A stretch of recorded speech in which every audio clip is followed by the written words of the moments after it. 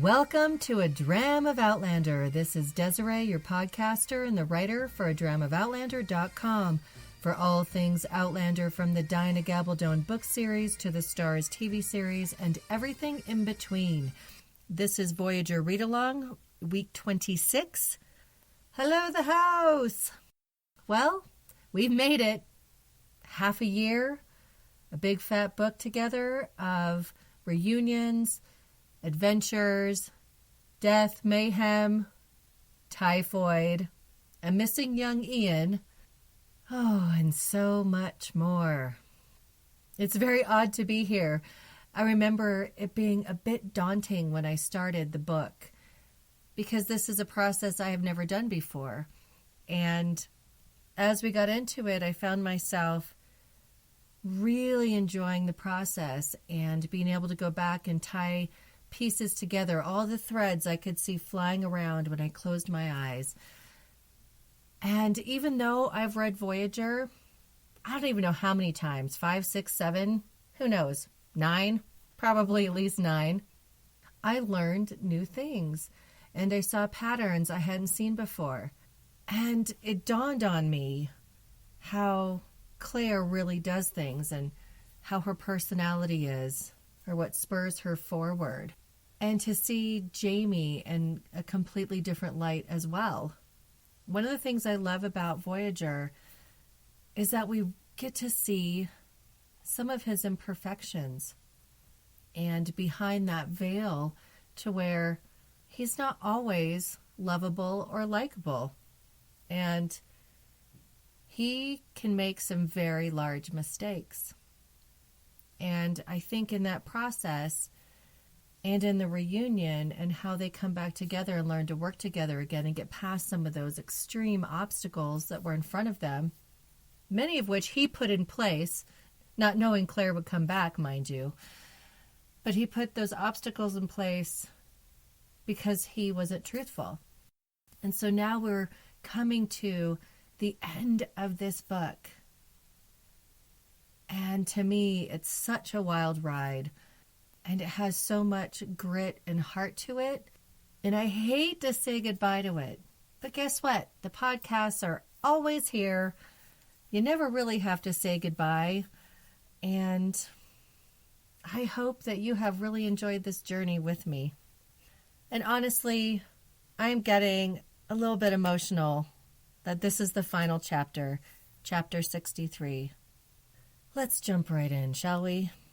Chapter 63, Out of the Depths. Claire, Jamie, Ian, and Lawrence Stern make their way down to the shore after breakfast. The brouhaha was there right in front of them, and poor Ian panics, thinking it's the men who took him to Geillis, but it's the escaped slaves. They beached the ship after making it somehow to Hispaniola. The slaves seemed in quite a hurry to get off the ship and into the jungle.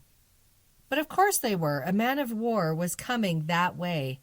And it seems Jamie, Claire can't get rid of or away from the Royal Navy. Jamie said something under his breath that absolutely scandalized young Ian. Then Lawrence sees the governor's private pinnace as she shot around a curve in the bay. Jamie paused thoughtfully, then grabbed Claire's hand. "Let's go." When they reached the end of the beach, the pinnace was waiting in the shallows.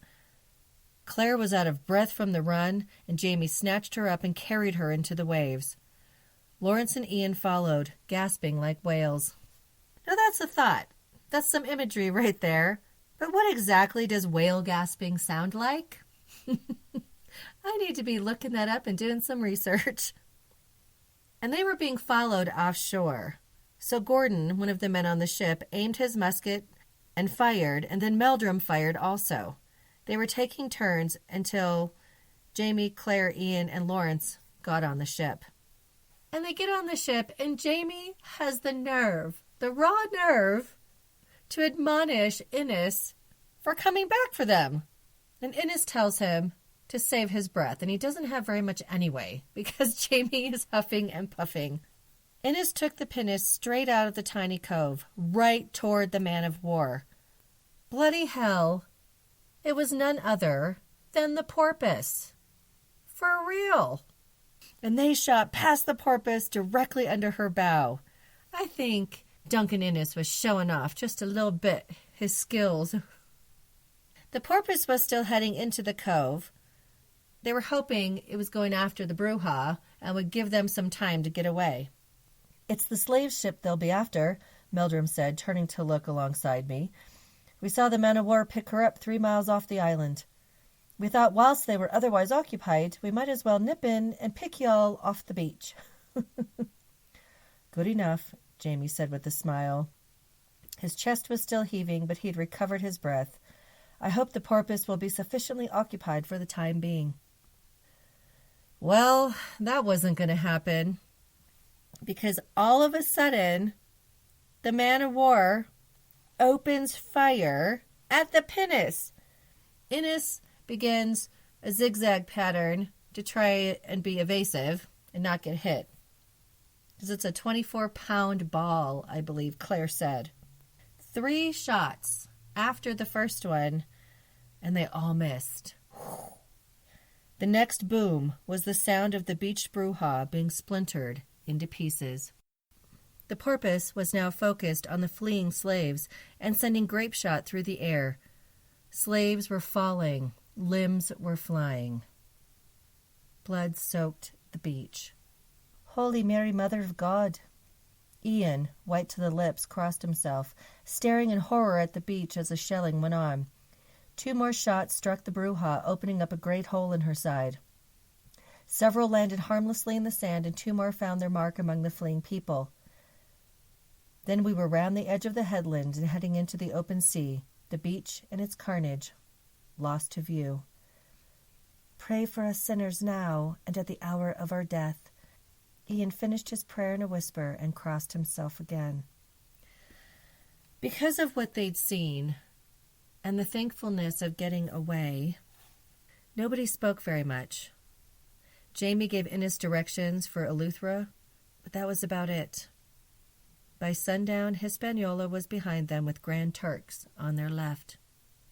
Claire had her share of the food and water before laying down between Ian and Jamie to sleep. I love that she can sleep anywhere. She woke to shouting in the morning. The porpoise had followed them. I love what Jamie says. "I dinna believe it. It's that bloody boat again." And Claire is squinting, and she's asking if he's quite sure at this distance. "I can't know," Jamie said frankly, "but Innes and MacLeod can, and they say it's the bloody sucking English right enough. They'll have guessed our heading, maybe, and come after us as soon as they dealt with the poor black buggers on Hispaniola. Damned little to be done about it, save to hope we stay ahead of them. Innes says there's a hope of giving them the slip off Cat Island if we reach there by dark." So they stayed ahead of the porpoise, just out of firing distance, for most of the day. The sea between Cat Island and Eleuthera was shallow and filled with coral heads. Though the man-of-war couldn't follow them into the maze, they couldn't move fast enough through it to escape the long guns. They would be sitting ducks. The decision was made to head out to sea because they couldn't risk slowing. In the dark, they might just give them the slip, as Jamie said. When the sun rose again, there was no land in sight. But, of course, the porpoise was still with them. She began to gain on them. All they could do was run and wait. Like wait to be caught, wait to be fired on. During the whole morning, the porpoise grew closer, but so did the clouds. The winds only helped the porpoise gain more on them. They got close enough in the late morning to try a shot. It missed, but it was close. Too close for comfort. There was nothing to do but maintain the course. The next hour, they were close enough to shoot every 10 minutes. Claire could imagine Eric Johansson over the gun. She hoped Annika had been left on Antigua with her goats. Me too. I adore Annika Johansson. A half hour later, the rain started, and the sea was heavy. This made the porpoise slow her pursuit. In another hour, the sky had gone to an odd purple-green, with the wind eerily whining. How Diana sets the stage for this, it makes me shiver. It scares the heck out of me. The ocean is vast and beautiful. It's amazing. And it's also terrifying at times. The porpoise had taken in more canvas, so basically had taken down sails, but a staysail was carried away, and she hadn't fired on them in some time, unable to aim in the swelling seas. So this seems like it was an advantage, but remember, the pinnace is not a very large ship. It's a personal ship of the governor. It's not a man of war. The storm hit full on about an hour later, and it was so noisy you couldn't hear anything. Innes had the sails lowered. It was unsafe to keep them flying. Claire held on to the rail and to young Ian. Jamie crouched behind them, sheltering them with his body, his arms open wide. What a visage that is. I can see him. His broad shoulders. He's 6'4". And Claire's 5'6". And young Ian, though probably about 6 foot tall, he's trim, he's gangly, he's a teenager. He's like a puppy. So imagine Jamie just reaching out and enveloping them. I love that. Claire could barely see a shape on the horizon. She thought it was Eleuthera, maybe. Near dark, they were hit with a squall and slammed sideways. When they picked themselves up from falling on the deck, they could see the foremast on the porpoise was bent. Right away, the top of the mast split off, rigging and spars with it into the sea. The porpoise slid down the wave sideways. The wall of water caught her broadside. The next wave hit her stern first. 3 more waves, and she was sunk. There was no time for the crew to escape, but enough time for those on the pinnace to watch and share in their horror. That is such a vivid scene. I can't imagine these rollicking seas, this horrible storm. The wind is beating on them. The water is probably going sideways, the rainwater. And they see this enormous man of war be taken out in a few waves. They're on a tiny ship. So this enormous ship has been taken to the bottom of the sea. I can imagine how frightened each and every one of them would be. It would be beyond words, the terror that one would experience. After a bubbling flurry in a trough of water, the man of war was gone. Innes was working the wheel the best he could. Everyone else was in a state of horror. And this is fascinating to me. I'm going to read this section of Claire's description of the next wave that came as it loomed over her at the rail. A new wave rose up beside the rail and seemed to hover there, looming above me. The great wall of water was glassy clear. I could see suspended in its debris and the men of the wrecked porpoise, limbs outflung in grotesque ballet. The body of Thomas Leonard hung no more than 10 feet from me, drowned, mouth open in surprise, his long soft hair a swirl above the gilded collar of his coat. Then the wave struck. I was snatched off the deck and at once engulfed in chaos. Blind and deaf, unable to breathe, I was tumbled through space, my arms and legs wrenched awry by the force of the water. Everything was dark. There was nothing but sensation, and all of that intense but indistinguishable. Pressure and noise and overwhelming cold. I couldn't feel the pull of my clothing or the jerk of the rope, if it was still there around my waist. A sudden faint warmth swathed my legs, distinct in the surrounding cold, as a cloud in a clear sky.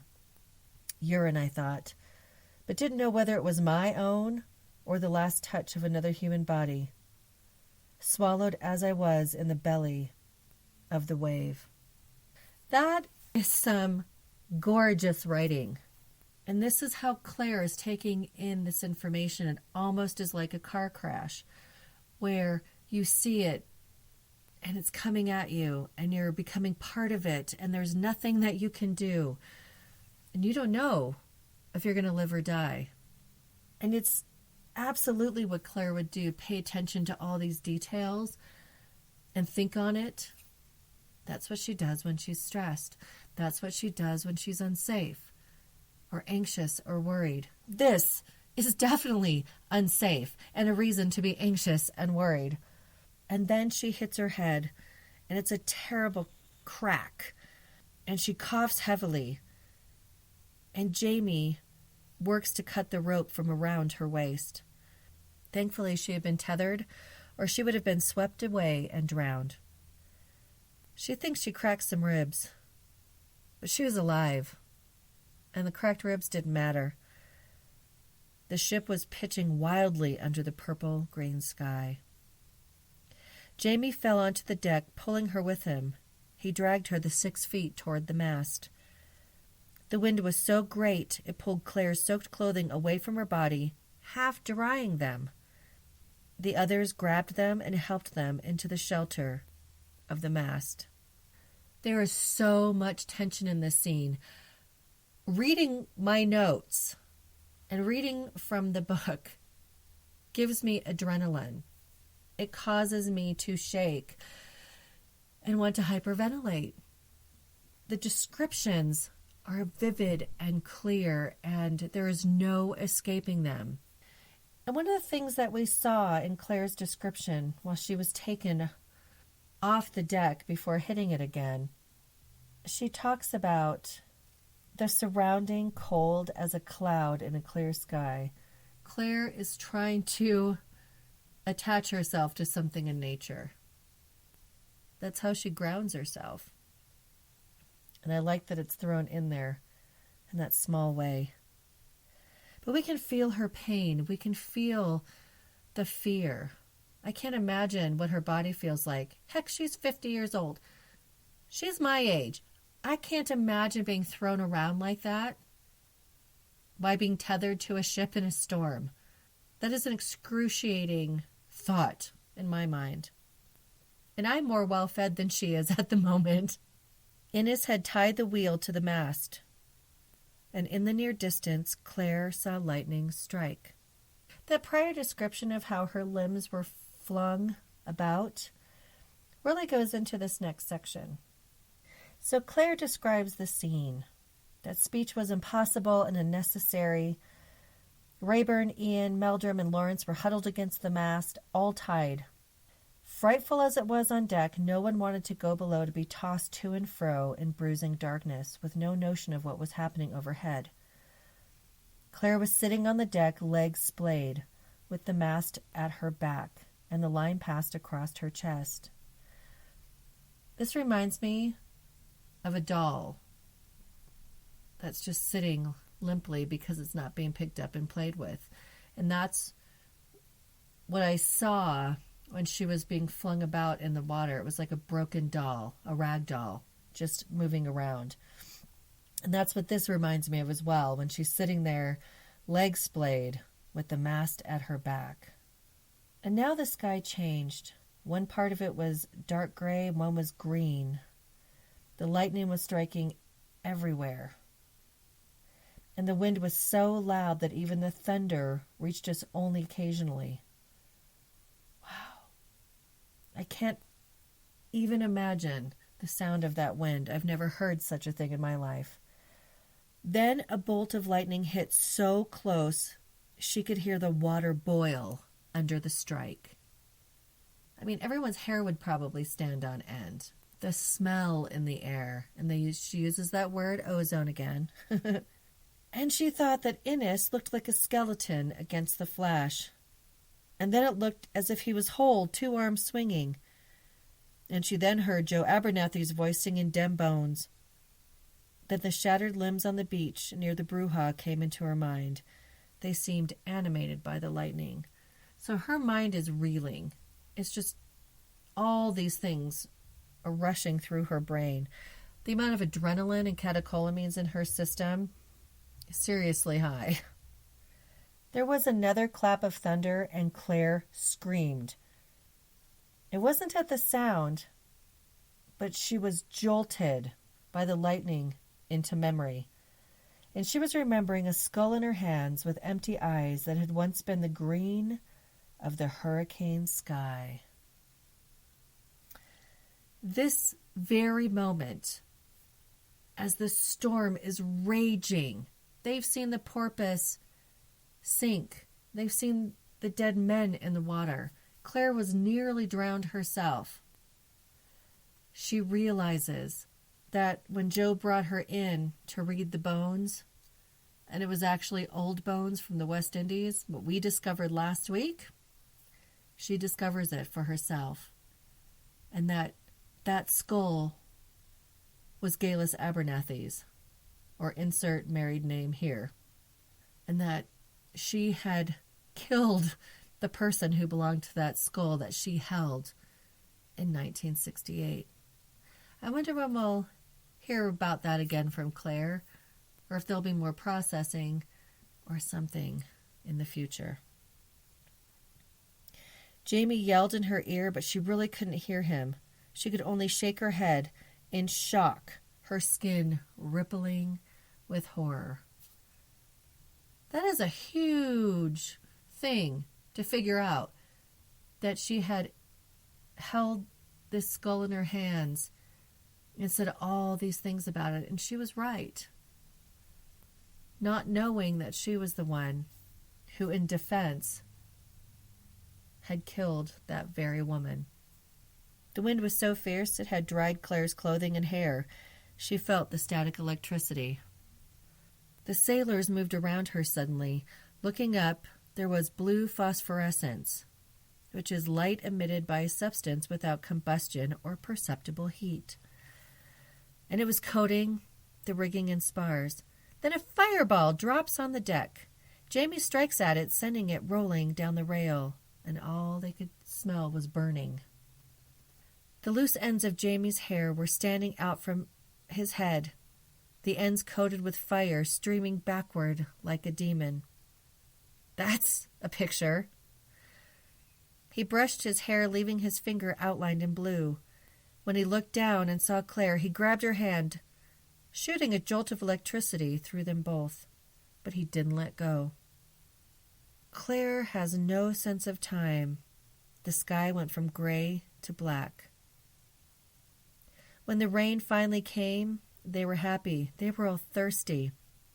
But it was actually hail, so it was even better. Some of the men captured it to serve as their water, and Claire happily swallowed some, soothing her parched and sore throat. She slept off and on, bobbing against Jamie's shoulder. And when she woke, the wind was still screaming. No longer terrified, she sat and waited. There's nothing to do. You're going to live or die. So she sleeps, and it's probably a defense mechanism at this point. She really wished the noise would stop. There was still no telling day from night, and she slept off and on again. When she finally woke up, it was quieter. The sea still heavy, and the ship was being pitched strongly. The wind had chapped their faces, and their lips cracked. But they were smiling. They survived that damn storm. And Claire thought it was probably early morning. Though the hurricane was gone, the wind was still strong and pushed them at amazing speed. When Muldrum relieved Innes at the wheel, he cried in surprise. The fireball that had come across the deck had melted the silver of the compass, though harming nothing else. So now they don't have a compass. Oh, gosh. Eesh. Lawrence was amazed by this, and Innes said it was inconvenient forby. And he asked if Stern was any good at celestial navigation. So Jamie, Innes, and Stern studied the sky and agreed they were heading roughly northeast. Stern deduced they ought to turn west because there had to be land in that direction. The mast and sails could handle a bit more work, Innes thought, but not sure how much. They think they are in the Caribbean somewhere. Jamie smiled at Innes, his cracked lip bleeding. So long as it's land, Duncan. I'm not very choosy about where. Aye. And I thought you settled for sure on a sailor's life, McDoo. You're so canty on deck. Why, you havena puked once in the last 2 days.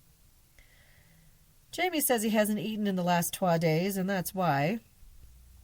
He doesn't care what island they go to as long as it has food.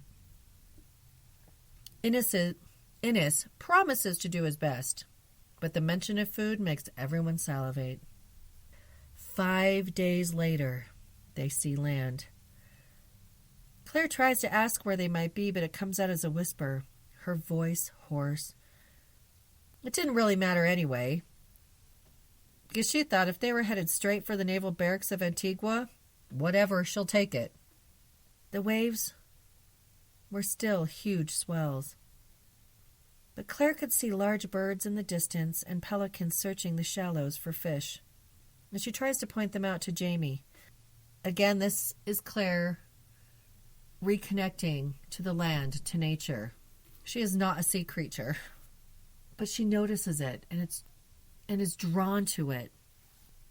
As she begins to speak, there was a large crack, and all hell breaks loose, the world exploding in black and fire. She came to in the water. Something was wrapped around her leg, and it was tugging her down. She tries to free her leg, but she can't, and she grabs for a piece of wood as it floats by. Jamie bobbed up 6 feet away, looking like a seal coming up from the water. He yells for her to hold on, and he reaches her in 2 strokes. He dives down and releases her leg. When he comes back up, he grasps her wrists. She can no longer see the ship. A wave breaks overhead, and temporarily she loses sight of Jamie. At this, he holds on to her even tighter. He yells at her again to hold on. She clings on to the splinter-filled wood. They drifted, waves crashing over them intermittently, and she felt something was wrong with her leg. It had a strange numbness. Then she wondered if her leg was bitten off by some toothy creature like Murphy. Was she slowly bleeding to death? She momentarily panics, trying to snatch her hand away from Jamie to reach down and check. He snarls at her. She couldn't understand him, and he kept his hold on her. Realizing she would be unconscious by now if her leg was gone, she calmed a bit. But then realizes she was indeed losing consciousness. She couldn't tell if she was bleeding or if it was simply from shock. Here's what she was feeling. A sense of lassitude and utter peace stole gradually over me. I couldn't feel my feet or legs, and only Jamie's crushing grip on my hands reminded me of their existence. My head went underwater, and I had to remind myself to hold my breath.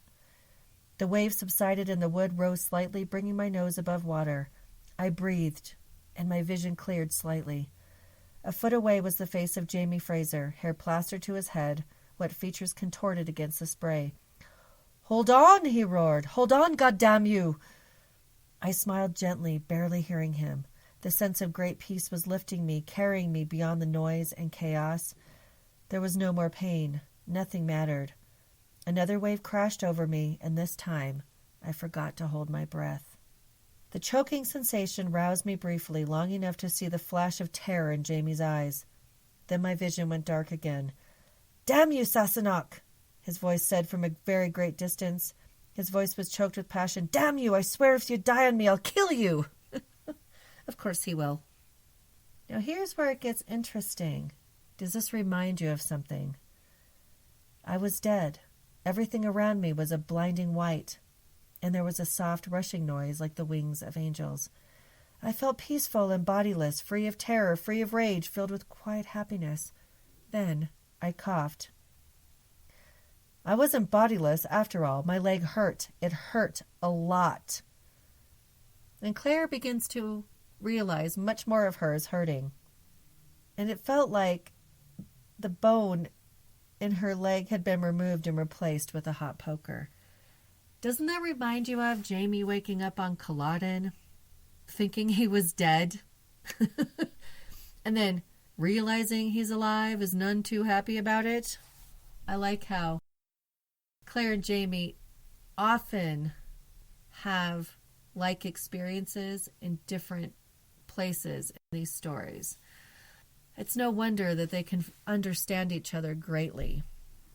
Claire opens her eyes, and she can almost see the haze of pain coming off of her leg. But it hurts her eyes to look at it, so she closes them again. Thank God you're awake. Claire says she's not awake. I am not awake. I can totally see her doing that. And her head felt like it had water in it, and her ears and her sinuses. And when she coughed, her nose began to run profusely. And then she sneezes, and she tries to wipe the slime running out of her nose onto her upper lip away. But there's Jamie. And he takes care of her, of course. He's very practical.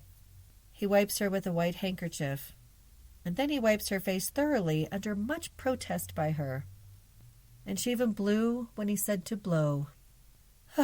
And now she could think much better with her head mostly unclogged. He smiles at her, and he was shirtless and covered in a blanket. His hair was rumpled, and he had an abrasion on his temple. Then he asks how she feels. Horrible. He gives her water to soothe her croaky voice. She's confused. She really is in a bed, not a berth or a hammock, and the whiteness of the room engulfs her. There are reflections on the ceiling shimmering, so water must be outside. And suddenly she feels a bit regretful over the peace that she had felt. But then she moves, and a jolt of pain goes up her leg. And Jamie tells her he thinks her leg is broken and not to move it much, and she thanks him for the advice. Where in the bloody hell are we? He doesn't know. The house is called Les Perles. She asks what happened while checking her own pulse. It's nice and strong, so the fracture must not be too bad, she thinks. Jamie looks quite worse for wear. He rubs his hand over his face while he thinks. The topmast snapped, I think. One of the spars fell and knocked you overboard. When you hit the water, you sank like a stone, and I dived in after you. I got hold of you, and the spar too, thank God. You had a bit of rigging tangled round your leg, dragging you down, but I managed to get that off. I just held to you, and after a time, I felt sand under my feet. I carried you ashore, and a bit later, some men found us and brought us here. That's all. And he shrugs. Claire feels cold, despite the warmth. She asks after the ship and the men. They are safe. They couldn't reach them with the mast broken, but they made a makeshift sail. But by that time, Claire and Jamie were gone. The men who found them said they saw a small ship run ashore a quarter-mile south. They went down to salvage what could be and to get the men. And he swishes water in his mouth and spits. He has sand in his teeth, ears, nose, and arse crack. Claire reaches for his hand and inspects it. There are fresh blisters over old healed blisters, and his skin was raw and ragged. She asks how long they were in the water, how long he held on, while she notices the faded sea scar on his thumb. Long enough, is all he said. He squeezed her hand in spite of it being sore. She suddenly realizes she has no clothing on. Only the sheet covers her, and her nipples were rising beneath. Of course they are, Claire. She asks about her clothes, and he says he had to rip off her skirts because of the drag they caused, and nothing was left worth saving. And then she asks where his coat is. Turns out the pictures of William and Brianna were at the bottom of the sea. And she's very sad over this, and she's sorry for him. And he says he'll remember them, or he'll just have to look in the mirror. She laughs and sobs at this, and he continues to smile. He did come away with something, though, and he managed to salvage something or some things very important. All the stones that Geillis had been trying to use in the cave, even the black diamond. You have the adamant, I said, touching it gently.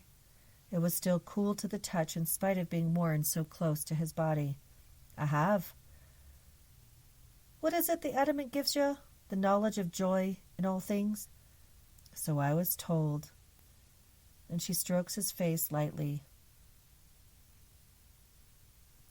It was warm to the touch and joyful to behold above all things. We have Ian and each other, she says. Claire relaxes after this. Peace washes over her. They were alive and safe. They would figure everything else out in time. This was enough for now. If you've ever been through something harrowing, or many harrowing things, just getting through it, even if you're bashed, battered, and bruised and busted, you're grateful. And everything else can wait. They sat in silence for a while, not knowing how long it had been. She hears footsteps approach. The woman of the house greets them, apologizing for being in town when they were brought in. Jamie thanks her for her kind treatment. He bows, asking about his men. She blushes. Claire notices that she's a young woman in her 20s, and Claire describes her physically. It turns out the men are in the kitchen being fed. Claire gushes a thank you, and this made the woman blush even more. Then she apologizes for not introducing herself and says she's Patsy Olivier, Mrs. Joseph Olivier. And she expects Jamie to do the same in return, and he and Claire glance at each other, and they're thinking they could be anywhere in the Caribbean. Do they tell her their real names? And Claire just shrugs. And Jamie asks the odd question of where they are. Patsy blinks in astonishment and says, Les Perles. Jamie tries again, asking what island. And then Patsy remembers they were cast away by the terrible storm her husband told her about. Jamie and Claire glance at each other again, thinking Cuba, Florida, St. Thomas maybe, like they're reading each other's mind and sending juju back and forth. But Patsy says they're on the mainland, the colony of Georgia. Georgia? America? They'd been blown 600 miles off course in the storm. I don't do boating? Is that even possible? I guess in a terrible storm, it could be. America, the new world, Claire says. Refuge, a new world for them. Freedom. And Mrs. Olivier agrees that it's America. At this, Jamie straightens his shoulders and smiles back. In that case, Mum, my name is Jamie Fraser. And looking at Claire, his heartbeat pulsing strong in her hand. And this is Claire, my wife. The end. What? They're in America, the colonies.